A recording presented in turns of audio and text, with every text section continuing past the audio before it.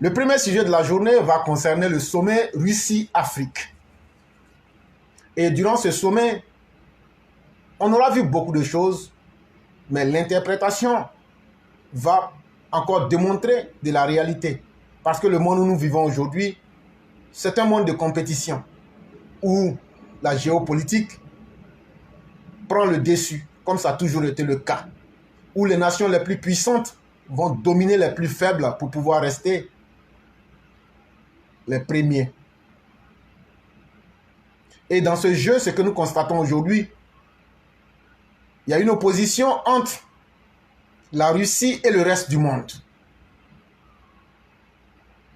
Et donc la Russie cherche de nouveaux partenaires pour devenir plus forte, pour exister sur la scène internationale.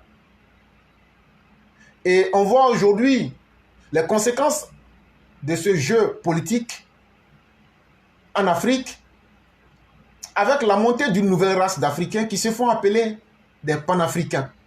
Vous pourriez citer Nathalie Lajambe, vous pourriez citer Frankie de Bamenda, vous pourriez citer bien d'autres idiots, souvent même des têtes plates au front lisse, comme le Chichi Capo, qui sont arrivés à endoctriner, à embobiner, à bêtir, à rendre bête une partie de la jeunesse africaine dont l'âge varie entre 15 ans et 35 ans et qui pensent que les mots, les paroles vont suffire pour changer leur destin. Et donc, la Russie les utilise avec quelques billets de banque pour rendre encore plus bêtes les Africains.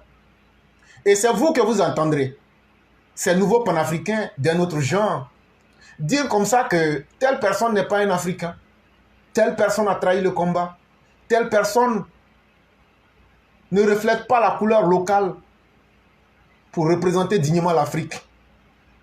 Et donc le mot qu'ils ont tous à la bouche, vous vous êtes vendus aux impérialistes, vous vous êtes vendus à l'Occident, etc., etc., etc. Et donc, le sommet Russie-Afrique nous démontre une première chose. Quand j'accuse quelqu'un d'être indigne et que moi-même je parte poser un acte d'indignité, je deviens même la malédiction. Parce qu'au-delà de l'indignité, je deviens une abomination. Et donc ces individus abominables qui disent pourquoi tel pays ou tel pays reste avec les États-Unis ou la France, eux-mêmes à travers ce sommet qui s'est tenu avant-hier, hier et qui est fini aujourd'hui, 29 juillet 2023, eux-mêmes ils nous ont montré que eux-mêmes de façon volontaire, la servitude volontaire, eux ils sont allés se chercher un nouveau maître pour devenir leur esclave. Pendant que nous qui étions accusés d'être des gens vendus qui avaient trahi l'Afrique, nous avons simplement dit, mieux vaut rester avec celui qui est le maître, apprendre à le connaître et appliquer la dialectique hegelienne sur lui pour que le maître devienne l'esclave de l'esclave. Comme disait Hegel, quand l'esclave sait utiliser son potentiel, il finit par transformer son maître en l'esclave de l'esclave. Et c'est dans ce cheminement-là que nous autres, nous sommes. Comment travailler avec les Occidentaux, tirer le bien qui est en eux pour pouvoir un jour nous affirmer. Les autres disent non, nous sommes allés en Russie, on va aller se vendre à la Russie. On leur demande, mais ce nouveau partenariat avec la Russie, qu'est-ce que ça va accoucher? Ils nous disent, on ne sait pas encore. Mais vous allez devenir les esclaves de la Russie? Oui, parce qu'on veut essayer quelque chose de nouveau. Et donc, la caractéristique des gens bêtes, c'est qu'ils ne prennent jamais le soin de faire des calculs avant de s'engager. Ils s'engagent et après ils assument les conséquences. Mais la caractéristique d'un homme sage et des hommes intelligents, c'est qu'ils savent faire le bilan, ils savent faire l'analyse et avant d'agir, ils réfléchissent. Et c'est cette attitude-là que le président Alassane Ouattara a bel et bien adoptée. Et c'est cette attitude que le président Patrice Talon a bel et bien adoptée en disant « Nous n'allons jamais accepter d'aller nous revendre une deuxième fois pour être esclaves deux fois. Nous allons chercher à nous libérer de ceux qu'on accuse de tous les maux plutôt que d'être des esclaves qui ignorent même le destin qui leur est réservé. Et donc, une lecture simple voudrait que tous ceux qui étaient à ce sommet-là ont accepté volontairement d'être des nouveaux esclaves, et c'est la chose la plus malheureuse qui puisse exister dans la vie d'une personne. De façon libre et déterminée, se condamner à être esclave, c'est la chose la plus difficile. Deuxième point qu'on aura vu dans ce sommet Russie-Afrique qui s'est tenu les 27-28 juillet 2023, c'est la présence d'un monsieur, du fils, je ne sais pas s'il faut dire, du fils illustre ou maudit de Mvomeka, parce que c'est le nom du village, de Paul Barthélemy Biya Bimvondo, qui, pour faire son nom plus cool, se fait appeler Paul Biya. Le fameux fils de Mvomeka, Paul Barthélemy Biya Bimvondo, était là-bas. Mais il n'était pas seul. Il était avec une mascotte des bals masqués qu'il appelle Première Dame. Quand vous voyez sa touffe de chevelure, vous avez l'impression de voir la forêt équatoriale en saison sèche. Allez regarder l'image. Et ce qu'on a pu constater à travers ce que ce couple a laissé transparaître dans le langage corporel, c'est le complexe d'infériorité de l'homme africain en face du blanc. Le noir, l'homme africain qui allait récolter le salaire de la honte en se faisant plus petit que le mot petit, en pensant plaire au nouveau maître. Et Paul Biya, depuis 1982, est un chef d'État qui ne crée que des malheurs, la désolation dans son pays. Mais cela ne semble pas gêner les pseudo-panafricains qui trouvent que là où l'Afrique fait des avancées, c'est là-bas qu'il faut critiquer. Et donc leur mission est bien comprise. Leur mission est bien assimilée. Et donc lorsque vous observez cette vidéo que vous voyez sur les réseaux sociaux qui a été partagée par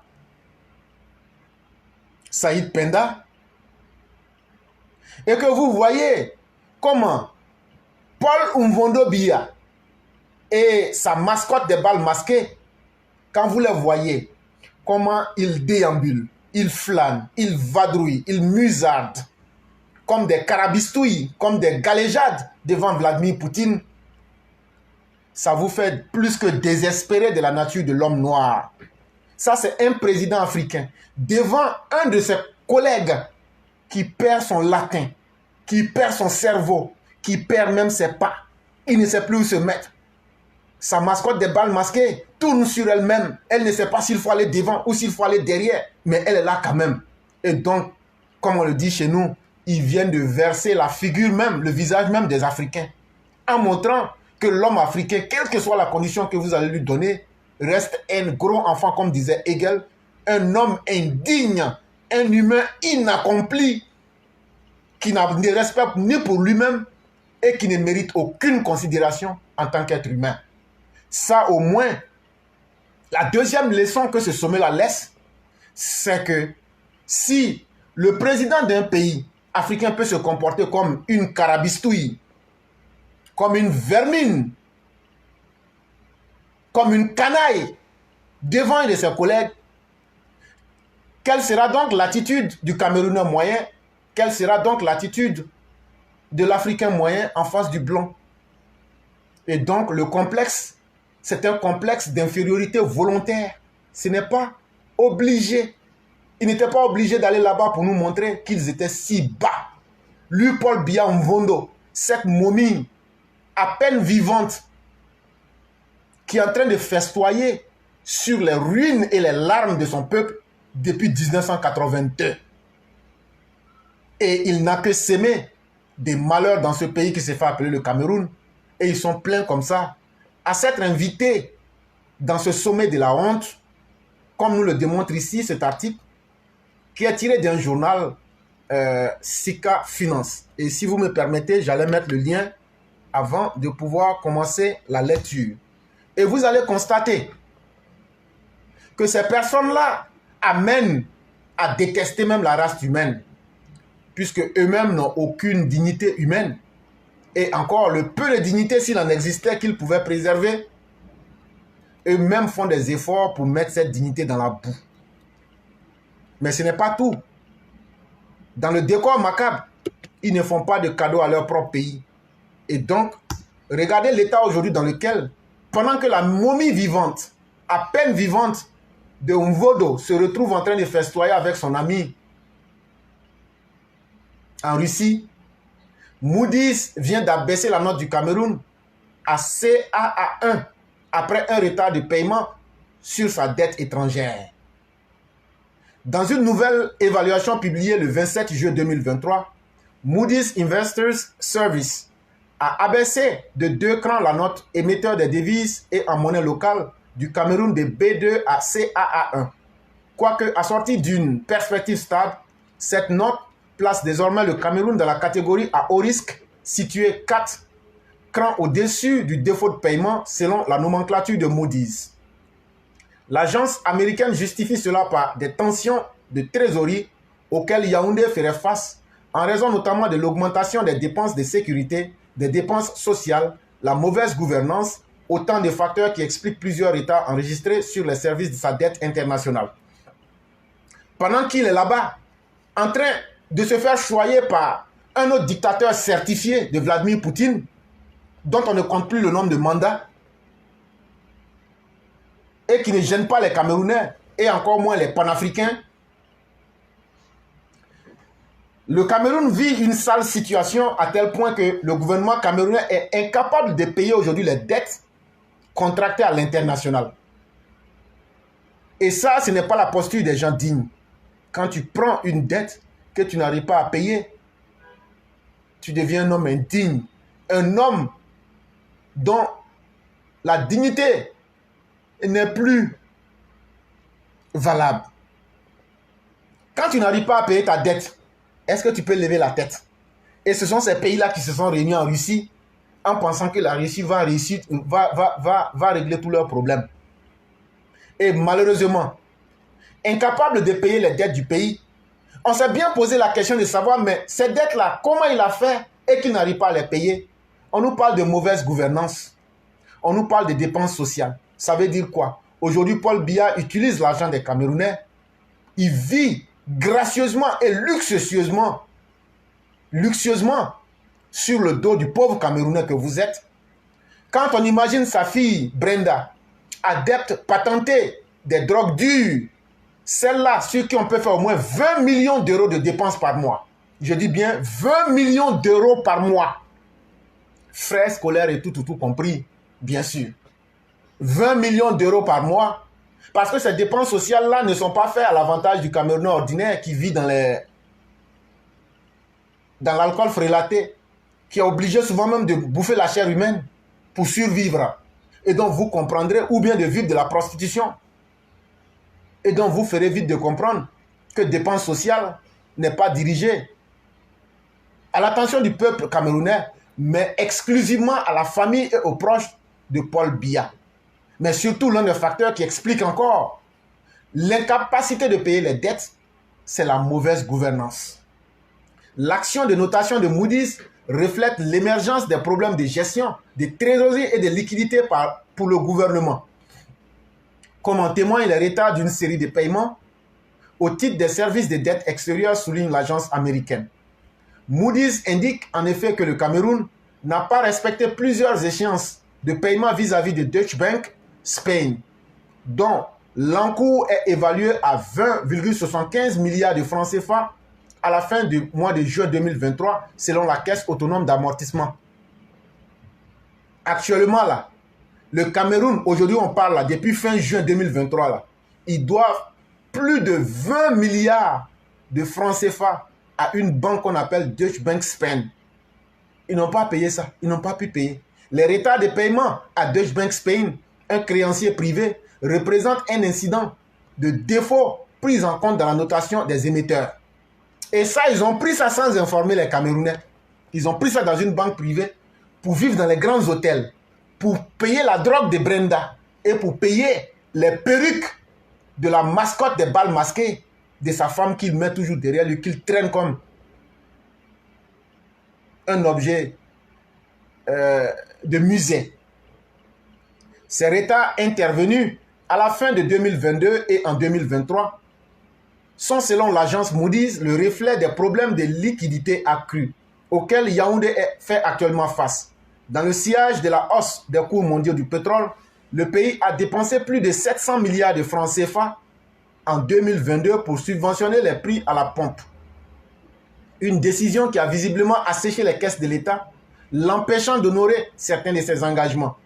Pour remonter la pente, Moody's suggère que les prix locaux soient alignés à ceux sur le marché international, ce qui suppose une élimination totale de la subvention. Bien que les subventions au carburant aient été réduites, Moody's attend à ce qu'il soit difficile pour le gouvernement d'éliminer complètement les subventions, étant donné que les efforts précédents se sont avérés insoutenables face à la pression sociale importante. Moody's met également en exergue, pour justifier sa note, le risque sécuritaire en raison du conflit armé qui sévit depuis 2016 dans la région du nord-ouest et sud-ouest. Il y a 2 guerres actuellement au Cameroun. Ça n'inquiète pas les Camerounais. Mais eux, c'est eux, malgré ces sales guerres qu'ils traînent, eux ils pensent qu'ils peuvent libérer des pays où il n'y a pas la guerre, des pays qui sont en train d'évoluer. Mais aussi la guerre contre la secte Boko Haram dans l'extrême nord du pays. Donc ça fait 3 différentes guerres. 2 conflits. Ce qui, en plus de perturber l'activité économique dans ces 3 régions, crée d'importantes pressions sur les dépenses hors budget et pèse sur les liquidités disponibles du gouvernement. L'agence ne passe pas sans révéler les risques d'une crise de succession. Elle rejoint sur ce point Fitch Ratings, qui en mai 2023 révélait le fait que la succession du président Paul Mvondobia, âgé aujourd'hui de 90 ans, restait incertaine à 2 ans des prochaines élections présidentielles.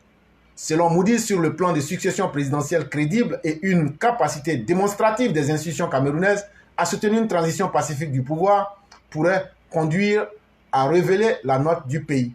Cette annonce tombe mal pour le Cameroun, qui a prévu réaliser un emprunt en devise de 200 milliards pour le lancement privé avant la fin de cette année. Et donc, malgré toute cette situation-là, eux qui n'arrivent pas à payer des dettes, ils veulent encore, d'ici décembre, ils cherchent encore 200 milliards pour pouvoir payer les drogues, les habits et les perruques de sa femme. C'est ce qu'on est en train de vous expliquer. Et donc, ce sont ceux-là qui sont les pays qui disent qu'eux vont libérer l'Afrique. C'est eux qui étaient présents. C'est eux qui étaient présents au sommet. Et c'est comme ça qu'ils vont libérer l'Afrique, à travers ces malversations et à travers ces comportements qui font aussi honte et qui sont dégueux. Le 3e aspect que vous aurez constaté, et ça tout le monde le sait déjà, une promesse n'est jamais une réalité. Vladimir Poutine a promis que dans 4 mois, il va donner du céréal aux pays qui ont accepté librement de devenir ses esclaves à lui, M. Poutine. Et donc, c'était en fait de nourriture que ces pays avaient besoin. Et ayant eu honte de dire qu'ils ont besoin de la nourriture, donc ils sont affamés, ils ont donc fait des coups d'État pour distraire le monde. Mais ils ont trouvé un premier maître qui dit, quand vous êtes si misérables et que vous êtes devenus des céréaliens, parce qu'on a les reptiliens, maintenant habituez-vous, on a les céréaliens. Et donc, voici ce que Vladimir Poutine leur disait, pour leur dire, ne vous inquiétez pas, vous êtes tombés en de bonnes mains, voilà ce que je vous promets. 4 mois qui viennent, nous serons en mesure de donner au Burkina Faso, au Zimbabwe, au Mali, à la Somalie, à la République centrafricaine et à l'Érythrée, de 25 à 50 000 tonnes de céréales à chaque pays, et nous nous chargerons de leur transport qui sera gratuit. Les questions que mes générations se posent sont les suivantes, si je peux me résumer. C'est de ne pas comprendre comment l'Afrique, avec tant de richesses sur notre sol, avec une nature généreuse, de l'eau, du soleil en abondance, l'Afrique est aujourd'hui le continent le plus pauvre. L'Afrique est un continent affamé. Et comment se fait-il que les chefs d'État traversent donc le monde à mendier? Voici des questions que nous nous posons et que nous n'avons pas de réponse jusque-là. nous avons l'occasion de tisser de nouvelles relations. Ce qui est le problème, c'est de voir des chefs d'État africains qui n'apportent rien à ces peuples qui se battent, mais qui chantent la même chose que les impérialistes en nous traitant de milices, en nous traitant donc d'hommes qui ne respectent pas les droits de l'homme. De quels droits de l'homme parle-t-on? Nous nous offusquons contre cela et c'est honteux. Il faut que nous, chefs d'État africains, nous arrêtons de nous comporter donc en marionnettes qui dansent à chaque fois que les impérialistes tirent sur les ficelles. Hier, le président Vladimir Poutine a annoncé donc l'envoi des céréales en Afrique. Nous sommes bien contents. Nous lui disons merci pour cela. Et donc, après réception de quelques bols de céréales, l'individu perd carrément le nord, perd son cerveau et se met dans des élucubrations. Et comme ça, il dit, mais l'Afrique qui est riche, mais l'Afrique en même temps qui est malheureuse.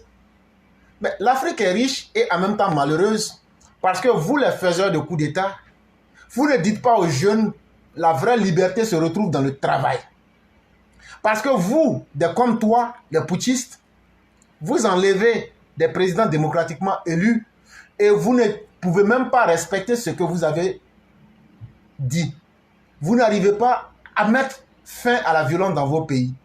Vous n'arrivez pas à respecter vous-même les règles de vos propres pays. Quand vous ne respectez pas les règles de vos propres pays, là, ça rend vos pays misérables. Quand vous-même, ce que vous dites, ce que vous reprochez aux autres, là, de ne pas pouvoir créer les conditions de paix au Burkina, au Mali, en Guinée, et que vous-même, vous venez, vous êtes incapable de créer cette même paix-là. C'est ça qui fait que les gens désespèrent. Quand vous-même, vous dites des paroles que vous-même, vous ne respectez pas, là, c'est ça qui crée l'instabilité en Afrique. Quand vous dites aux jeunes, si on chasse les Français, là, tout va aller mieux. Alors que la vraie réalité, c'est de dire aux jeunes, il faut que vous travaillez. Le temps que vous prenez à endoctriner les jeunes là, si vous prenez ce même temps pour leur dire, la seule vraie liberté là s'obtient par le travail là, vous allez voir que on n'aura même plus besoin de dire que l'Afrique est riche, on va dire que l'Afrique s'en sort. C'est de cela qu'il est question.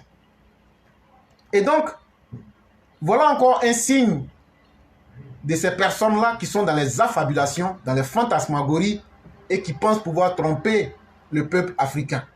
Et ça ne passera pas. C'est tellement honteux que de se retrouver en train de dire des contre-vérités pour essayer d'exister vainement.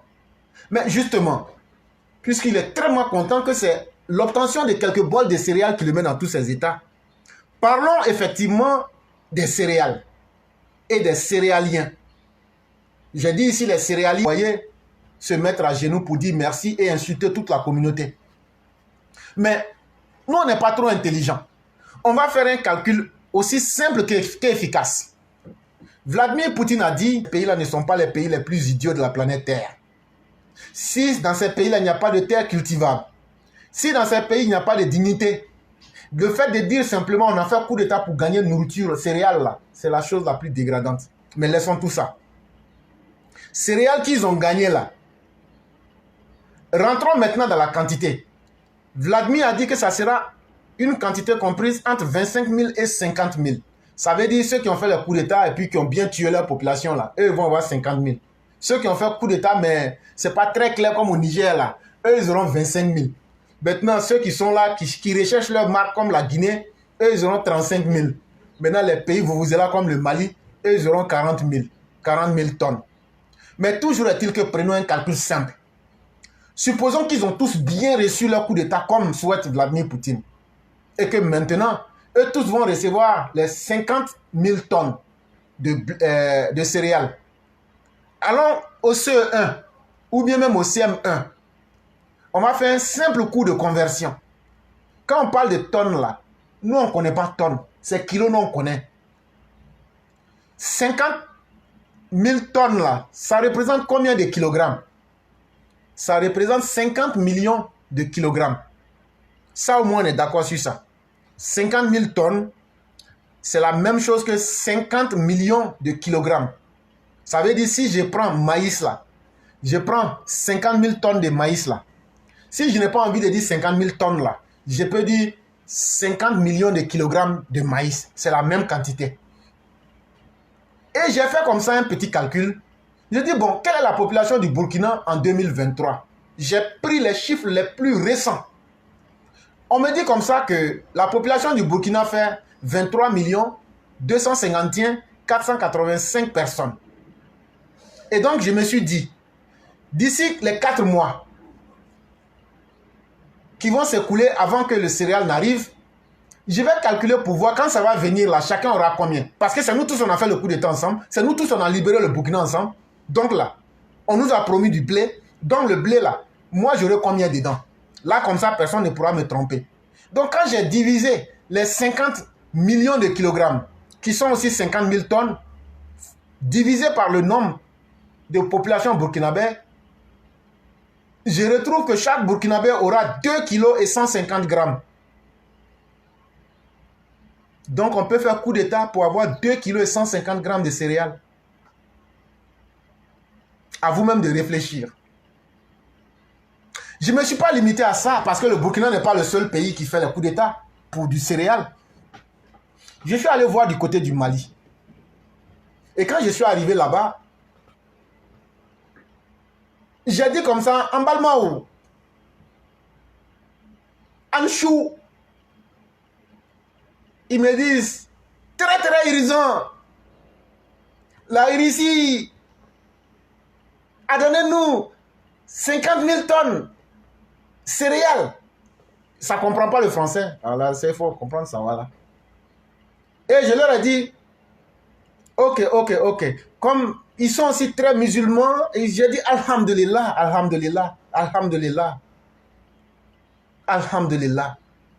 Et j'ai dit, est-ce qu'on peut faire le calcul? Quand on a fait le calcul, on a converti les 50 000 tonnes en kilogrammes, ça nous donne 50 millions de grammes, de kilogrammes. Et quand on a divisé par les 23 293 698 personnes qui représentent la population du Mali, on a trouvé que là encore, c'était encore pire. Parce que chaque Malien allait recevoir 2 kg, 146 grammes de blé. Même le blé, le céréal lui-même est étonné. Même céréal même est étonné. Donc vous avez fait tout ça là. Le Mali qui est le mouvement de la libération intégrale de l'Afrique. C'est avec 2 kg, 146 grammes de blé par Malien que vous allez libérer l'Afrique. Quelqu'un qui reçoit 2 kg, 146 grammes de riz dans 4 mois, c'est une promesse là. Celui-là, est-ce qu'il peut réfléchir correctement? C'est ceux-là qui vont libérer l'Afrique. J'ai dit, mais c'est possible, puisque le Christ a transformé l'eau en vin. Est-ce qu'une fois, ça n'a pas été fait? Donc les 2 kilos là, je suis sûr que si on prie dessus, qu'on met la grâce de Dieu dedans, ça peut devenir 2 millions. Mais ça, c'est pour ceux qui veulent croire en Dieu. Parce que croire en Dieu, c'est un gros risque. Mais au moins, puisque là-bas, il y a le petit-fils du prophète. Et même, c'est une terre bénie des dieux. Je ne dis pas des dieux, mais des dieux. Les miracles vont s'y produire. Mais si c'était encore mieux que je m'arrêtais là, ça allait être bien. Mais allons voir au pays du scandale géologique, comme disait Sékou Touré, où là, Dieu a tout donné gratuitement, mais les populations sont les plus paresseuses du monde. Je parle de la Guinée-Conakry, parce qu'il y a la Guinée équatoriale, il y a la Guinée-Bissau, et il y a la Nouvelle-Guinée. Donc ne nous trompons pas, c'est de la Guinée équatoriale qu'on est en train de parler, et la Guinée-Conakry qu'on est en train de parler. Là-bas, quand on a calculé, les 50 millions de kilogrammes là, la population de la Guinée fait 14 215 333 personnes. 334 personnes. Quand on a calculé, on a divisé le nombre total de céréales reçues. Ça, c'est au meilleur des cas. Si eux tous reçoivent le maximum que Vladimir Poutine a dit. Maintenant, si tu reçois 25 000 tonnes là tu auras peut-être demi-kilo. Deux ont fait. Si toi, tu as reçu 25 000 tonnes, ça veut dire que ta population va recevoir demi-kilo de céréales. Et là, c'est le meilleur cas qu'on est en train de vous présenter comme ça. Mais toujours est-il qu'en Guinée, quand on divise les 50 millions de kilogrammes par 14 215 333 qui représentent la population générale, chaque Guinéen se retrouve avec 3 kg, 517 grammes de céréales. J'ai dit au moins, la pour eux, c'est un peu plus énorme que pour les Burkinabés et les Maliens. Et finalement, pour terminer mon calcul, je me suis dit, mais comme il y a d'autres aussi, coup d'État, c'est intéressant. Il y a des gens qui ont fait coup d'État il n'y a pas longtemps. Qu'est-ce qu'on fait? Allons peut-être au Niger, on va voir là-bas ce qui se passe.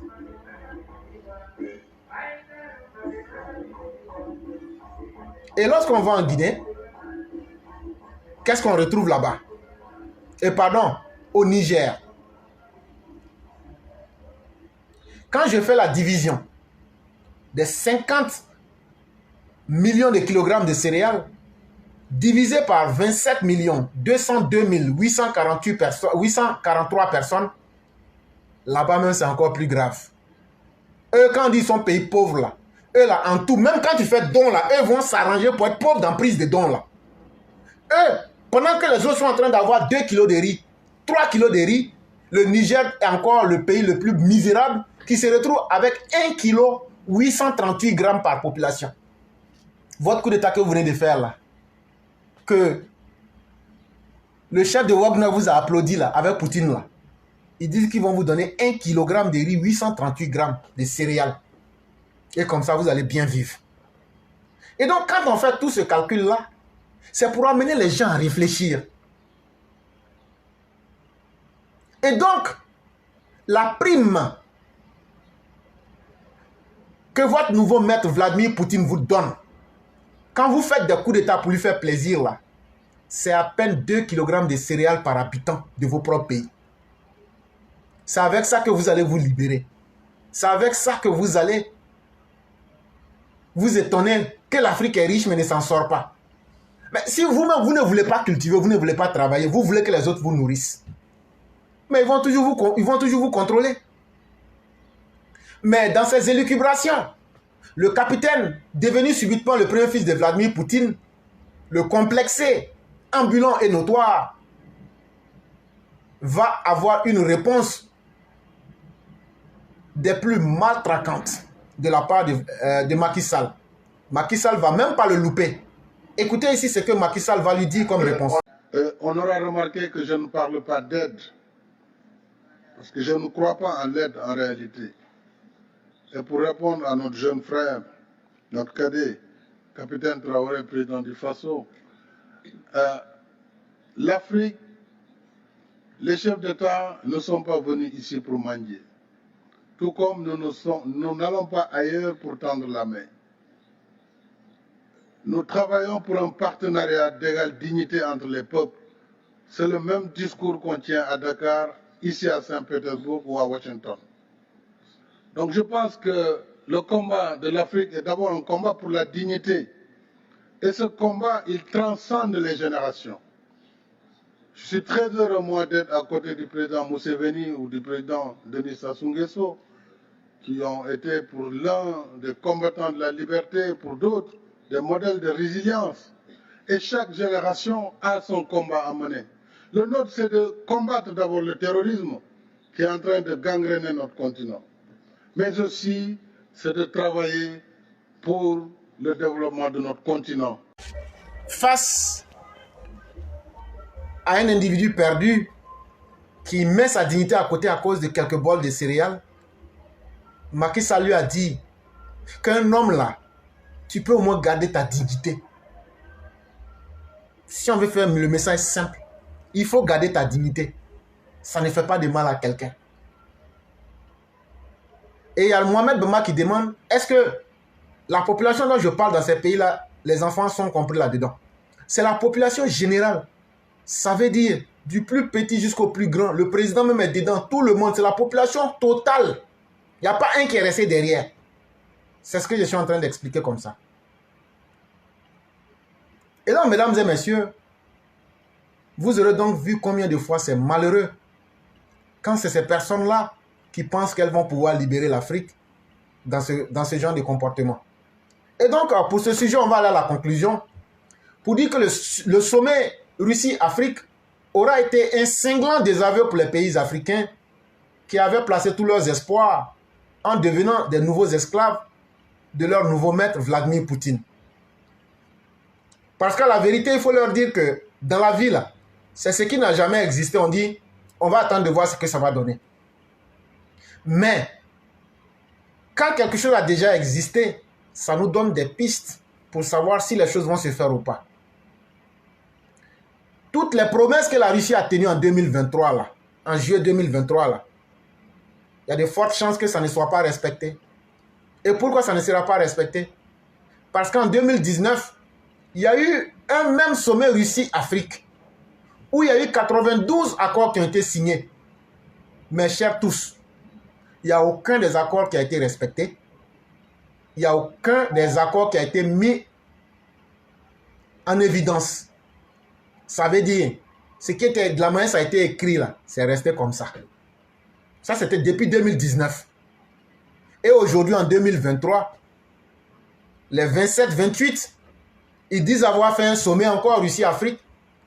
Et ils ont pris des engagements, à savoir l'annulation de 23 millions de dollars de dettes. Je dis que c'est simplement du flag to vox 6.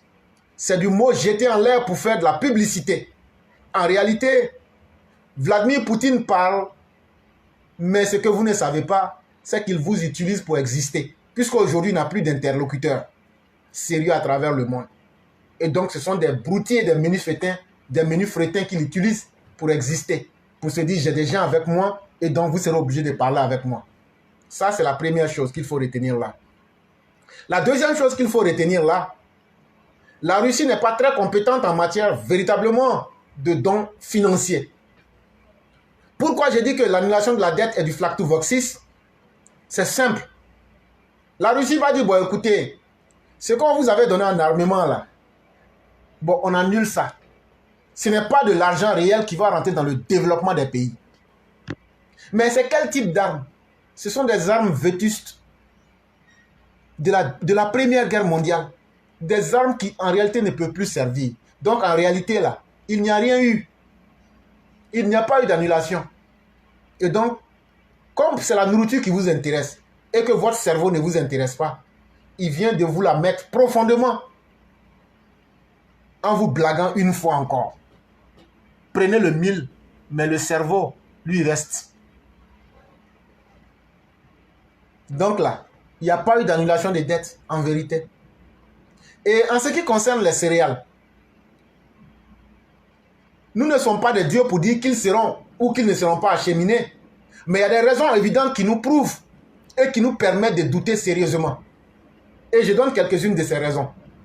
Voyez-vous, la Russie ne contrôle pas le monde entier. Ces céréales-là, de la même manière que la Russie bombarde les céréales de l'Ukraine-là, l'Ukraine aussi peut bombarder avec les États qui lui sont fidèles dans le monde, peut aussi bombarder. Si Vladimir Poutine met ces trucs-là dans le bateau, hein, quand ça va finir de traverser les zones qu'il contrôle là, là où il ne contrôle pas, là, les gens vont bombarder. Donc, tout ça, ça fait partie des techniques. Et donc, j'ai de fortes inquiétudes à ce que ces bateaux-là n'arrivent jamais. Deuxième condition, là, elle est encore plus pratique, c'est qu'il y a des difficultés des lois à l'international dans la mer Noire, qui est une zone proche de la Russie et de l'Ukraine. Là-bas, là, une fois que tu dépasses là-bas, là, tu rentres dans les eaux internationales. Et ce n'est pas évident que ces bateaux-là puissent arriver à bon port. Et ça, c'est un seul exemple que je prends, comme pour vous démontrer que ces bateaux-là, Vladimir Poutine risque d'un jour de dire « Ah non, vous voyez, les Occidentaux ne veulent pas respecter les accords internationaux, ils ne veulent pas que nous puissions acheminer le céréal. » Parce qu'il peut contrôler les mecs qui sont sous son contrôle. Et les mecs qui ne sont pas sous son contrôle, ça est sous le contrôle de qui? Ça est sous le contrôle des Occidentaux. Donc il va passer à les bateaux-là comment? Quand j'imagine cet état de fait-là, ça me fait douter que ces bateaux-là puissent un jour prendre les mers et arriver à destination. Et, comme je le disais, c'est ce qui n'a jamais existé qui peut amener à prêter au doute. Mais quand on a déjà vu quelqu'un en action et qu'on connaît déjà les habitudes de quelqu'un, on peut déjà prévoir de quoi demain est fait. Et les engagements qui ont été pris en 2019 qui n'ont pas été respectés, il en sera de même pour les engagements qui ont été pris en 2023. Et pour vous en rendre compte, écoutons ici cette vidéo pour pouvoir finaliser notre analyse sur cette question. Sur les protocoles, surtout les 92 protocoles qui avaient été signés en 2019 lors de la première rencontre Russe-Afrique. Mais ça, il ne le savait pas. Il ne sait pas que par rapport aux 92 protocoles signés, aucun de ces protocoles n'a été déployé ou atteint. Il ne sait pas que en 2019, lorsque les Africains, les 45 présidents africains partaient en Russie, ils avaient des attentes. Et que ces attentes-là n'ont jamais été satisfaites. Et il ne sait pas que nombreux sont des pays africains qui, lorsqu'ils allaient en 2019, avaient espoir d'être traités d'égal à égal dans les échanges. Mais il ne sait pas que ça n'a jamais été respecté. Il ne sait pas aussi que la Russie avait promis d'augmenter par 2 les échanges que la Russie avait avec les Africains, les 45 chefs d'État qui avaient fait le déplacement, sans compter les autres délégations. Ça aussi, ça n'a pas été respecté. Et il ne sait pas que en 2019, il y avait presque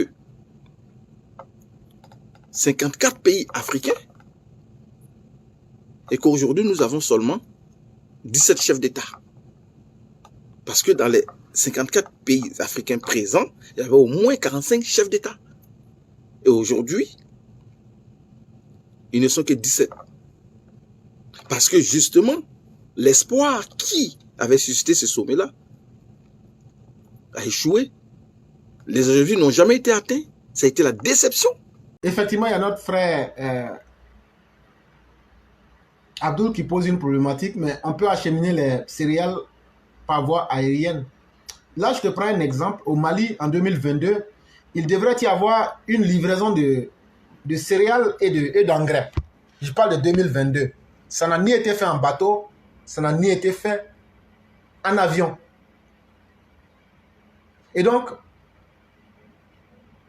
ce n'est pas le moyen de transport qui pose problème. C'est la volonté de vouloir faire le don qui est le problème. C'est ce que nous voulons toucher même. Sinon, ce n'est pas le moyen même en réalité. Je ne fais que donner des exemples. Sinon, on peut faire acheminer par voie aérienne. Mais il y a déjà des engagements qui avaient été pris comme en 2022 au Mali, qui n'ont jamais été faits ni en bateau ni en avion.